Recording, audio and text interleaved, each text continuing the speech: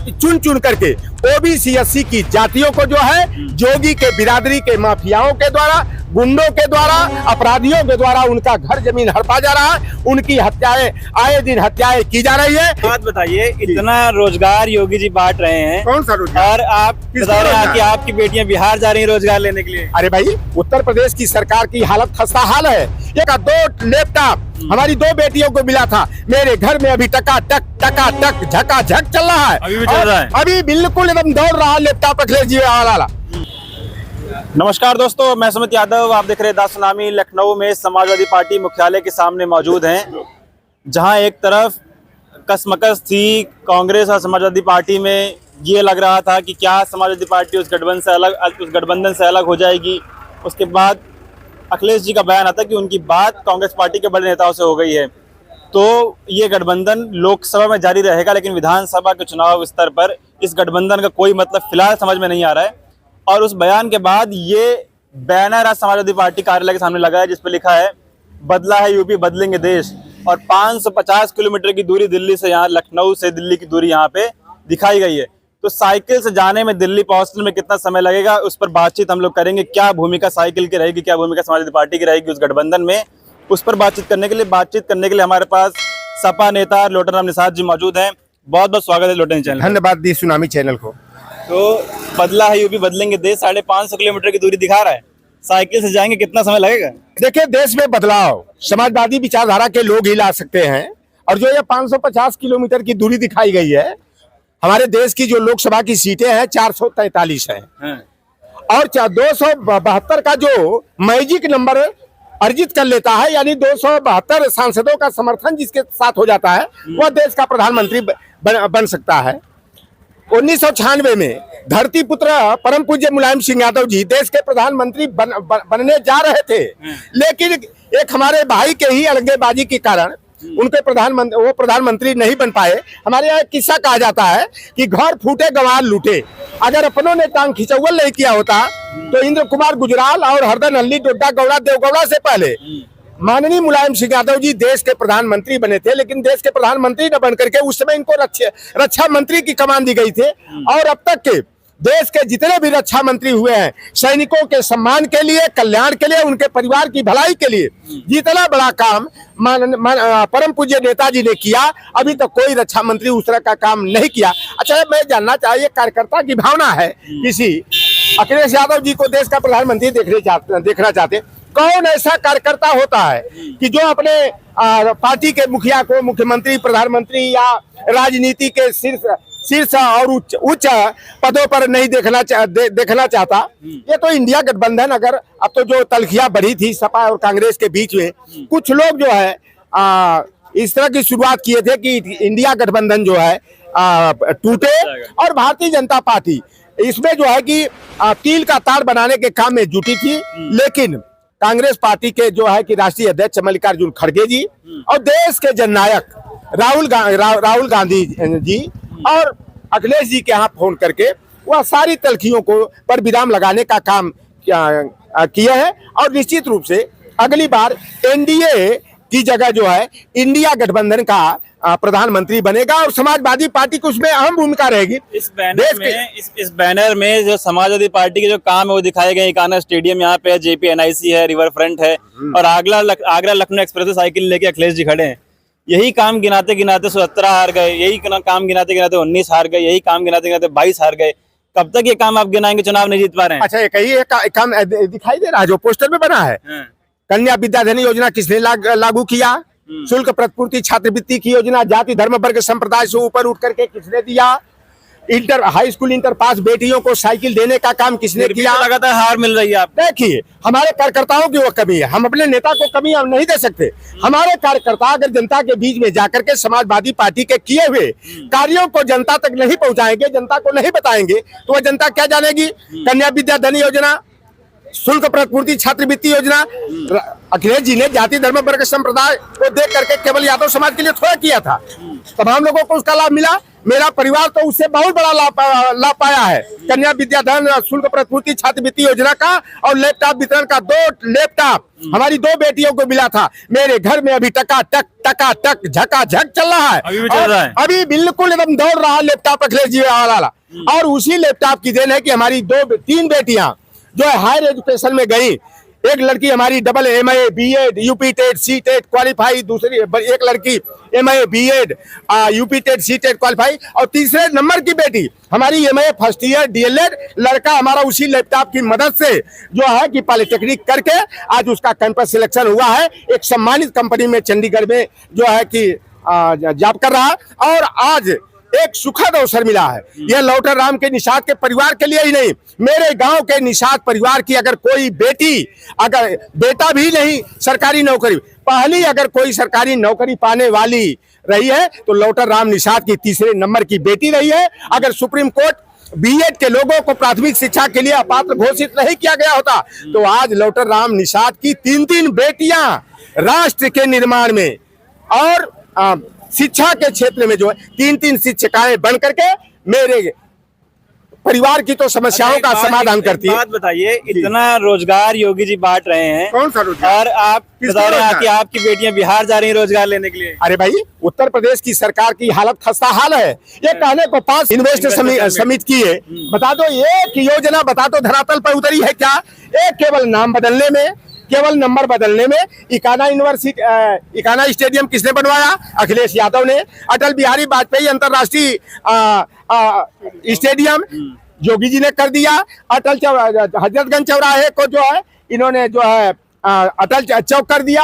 और अखिलेश यादव जी की सरकार ने जो है कि यूपी 100 लागू किया था, ये नंबर बदल दिए, 112 कर दिए। अरे भाई, उसकी गुणवत्ता में क्या सुधार हुआ? केवल नाम और नंबर बदलने से क्या देश का समाज का विकास होता है क्या? योगी की सरकार में जाति देख करके योजनाओं का लाभ पहुंचाया जा रहा है और OBC SC ST माइनॉरिटी के साथ खुले तौर पर जो है सौतेला व्यवहार किया जा रहा है। ये केवल वोट के लिए OBC SC ST को जो है कि हिंदू बना लेते हैं, लेकिन जब लाभ देने की बात आती है, सम्मान और भागीदारी देने की बात आती है तो यह RSS के असली एजेंडे जो हिडन एजेंडा है OBC SC ST को संवैधानिक अधिकारों से वंचित करना, इनको पढ़ने से रोकना, इनको नौकरी में जाने से रोकना। उत्तर प्रदेश की सरकार जो है पूरी तरह से जो है जातिवाद से प्रेरित है और जाति चुन करके OBC SC की जातियों को जो है जोगी के बिरादरी के माफियाओं के द्वारा, गुंडों के द्वारा, अपराधियों के द्वारा उनका घर जमीन हड़पा जा रहा है। उनकी हत्याएं, आए दिन हत्याएं की जा रही है और असली अपराधियों पर FIR दर्ज न करके दूसरे लोगों को जो है FIR दर्ज करके जो है कोरम पूर्ति की जा रही है। जाति देखकर बुलडोजर चला देना, उनके घर पर, मकान पर, संस्थान पर की संपत्ति को कुर्क कर देना। लेकिन अभी तक जोगी की बिरादरी का आज शायद अभी जांच पड़ताल में करा हुई एक टीम बनाया हूं कि सुधीर सिंह किस जाति के हो सकता है, वह यादव ही होंगे या जाट भी हो सकते हैं। सुधीर सिंह है वह जोगी के बिरादरी के किसकी, जिनकी संपत्ति 200 करोड़ की संपत्ति को कुर्क किया गया है। लेकिन अभी तक एक भी जोगी के बिरादरी के अपराधी, हत्यारे और लुटेरे, भूमाफिया के संपत्ति को न तो कुर्क किया गया, न उसके अधिष्ठान पर, प्रतिष्ठान पर, मकान पर चला। और देखिए, लेकिन जिस तरह से योगी जी संत चरित्र के विपरीत काम कर रहे हैं, जातिवाद को बढ़ावा देने का काम कर रहे हैं, यह एक संत के स्वभाव के प्रतिकूल तो है ही। मुख्यमंत्री की दृष्टि में चाहे वो आपको वोट दिया है चाहे नहीं दिया है, मुख्यमंत्री सभी के होते हैं, लेकिन मुख्यमंत्री जाति देख करके जो है कि काम कर रहे हैं और OBC SC ST के साथ सौतेला व्यवहार कर रहे हैं, सौतन माँ की तरह व्यवहार कर रहे हैं। यह मुख्यमंत्री पद की गरिमा को तार तार करने वाला इनका चरित्र है। इस पे बड़ा लिखा है, बदला है यूपी, बदलेंगे देश। यूपी में क्या बदलाव अखिलेश यादव ने कर दिया कि इतना बदलाव हो गया कि भाजपा यूपी से हटने का फिर नाम नहीं ले रही? तो आप देश में क्या बदलेंगे, किसको बदलेंगे? सही ढंग से जाके ओपिनियन पोल करो, ईमानदारी से। गोदी मीडिया वाला ओपिनियन पोल मत करो जो प्रायोजित तरीके से कर दो। अखिलेश यादव जी की योजनाओं का लाभ बदले की भाजपा यहाँ आ गई जरूर है। हमारे लोग जो है ना जल्दी जो है कि भ्रमित हो जाते हैं, भुलावे में आ जाते हैं। यादव समाज ने जो समाज को आगे ले जाने का, सामाजिक न्याय की बुनियाद को मजबूत करने का, मंडल कमीशन के तहत जो 27% अधिकार आरक्षण का हक मिला, हिस्सेदारी मिली, वह जो है यादव समाज के लोगों ने लाठी डंडा लेकर के धरना प्रदर्शन किया। और जो आरक्षण विरोधी ताकतें थी, भारतीय जनता पार्टी आरएसएस की जो संतानें थी, जो मंडल कमीशन की विरोध कर रही थी, और भारतीय जनता पार्टी मंडल के विरोध में कमंडल लेकर के राम मंदिर निर्माण का मुद्दा को उछाला। हम कमी है हमारे जैसे कार्यकर्ताओं की, जो जनता तक समाजवादी पार्टी के किए हुए कार्यों को नहीं बताया। और हम लोगों को पूरा विश्वास है, और कौन कार्यकर्ता नहीं चाहता है कि हमारे पार्टी का मुखिया जो है प्रधानमंत्री बने, मुख्यमंत्री बने। हम भी चाहते हैं कि अखिलेश यादव जी देश के प्रधानमंत्री बने। दिल्ली पहुंच जाएगी, साइकिल दौड़ेगी एकदम, जनता इंतजार कर रही है। जो पिछले दलित वंचित गैर यादव पिछड़ी जाति है, लोहार कुहार सुनार तेली तमोली बरई बारी मल्लाह केवट कुर्मी काची जाट गुजर, जो यादव को खलनायक मान लिए थे, उन्हें गलती का एहसास हो गया है कि यादव हमारा बड़ा भाई है। यादव के खिलाफ साजिश करके दिल्ली पहुंच जाएगी साइकिल की नहीं? बिल्कुल जाएगी, और 60 नियर अबाउट 60 सीटें समाजवादी पार्टी जीतेगी। और 2004 में 2009 में समाजवादी पार्टी ने कांग्रेस की 2 बार सरकार बनाने का अवसर दिया था। और हम लोगों को विश्वास है कि भैया देखो, न्योता जो है ना, अगर हमने आपका न्योता किया है और अगर हमारे घर शादी ब्याह पड़ेगा, आप न्योता वापस नहीं करेंगे तो यह रिश्तेदारी या प्रेम संबंध मित्रता नहीं चलेगी। तो 2 बार हम समाजवादी पार्टी ने, माननीय नेताजी ने डॉक्टर मनमोहन सिंह के नेतृत्व में 10 वर्षों तक कांग्रेस की सरकार चलाया। और हम लोगों को यह विश्वास है कि लोकतंत्र संविधान को बचाने के लिए राहुल गांधी जी की जो मंशा है, उस मंशा के अनुरूप, क्योंकि भाजपा को हटाना है, और हो सका जहां तक हम आप जी अखिलेश यादव जी को देश का प्रधानमंत्री भी बनाया जा सकता है।